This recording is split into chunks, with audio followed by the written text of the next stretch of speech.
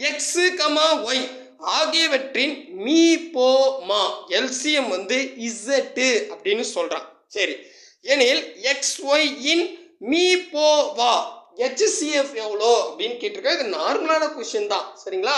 இதுக்கு முன்னாடி வந்து பார்த்தீங்கன்னா இப்போ எல்சிஎம்னா ஏதாவது நம்பர்ஸ் கொடுத்துருந்தான். இப்போ இந்த கொஸ்டின் பாருங்களேன், 9696ன்னு கொடுத்தானா இது எல்சிஎம்மோட வேல்யூ. ஆனால் இந்த கணக்கில் வந்து பார்த்தீங்கன்னா அந்த எல்சிஎம்மோட வேல்யூ நம்பர் பதிலாக எழுத்து கொடுத்துட்டான் இசட்னு. அவ்வளோதானே தவிர மற்றபடி நார்மலான கேள்வி தான். ஓகேவா?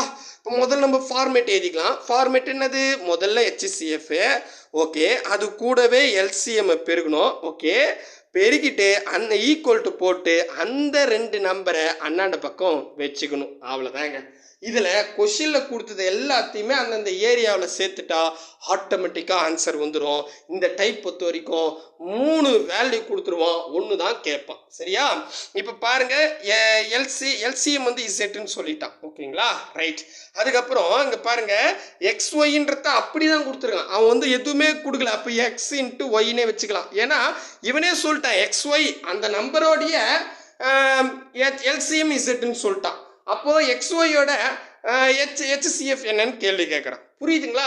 அப்போ எக்ஸ்ஒயை நான் அப்படியே வச்சுக்கிட்ட கொஷின் கொடுத்த மாதிரி இப்போ என்ன கேட்குறான்? HCF கேட்டிருக்கான். கரெக்டாக புரியுதுங்களா? ரைட். இப்போ எனக்கு இந்த HCF வேணும்.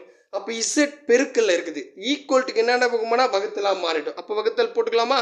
ஏதாவது சுருக்க முடியுமா? எங்கத்தை சுருக்குது? எல்லாம் எழுத்தா இருக்குது. அப்போ XY divide by Z, XY divide by Z option ஏவில் தெளிவாக இருக்குது. நான் தெளிவாக சொல்கிறேன், அந்தந்த மதிப்பை நீங்கள் போட்டிங்கன்னா ஆன்சர் ஆட்டோமேட்டிக்காக வந்துடுங்க. இதெல்லாம் கடினமான கேள்வியே இல்லை. ஓகே.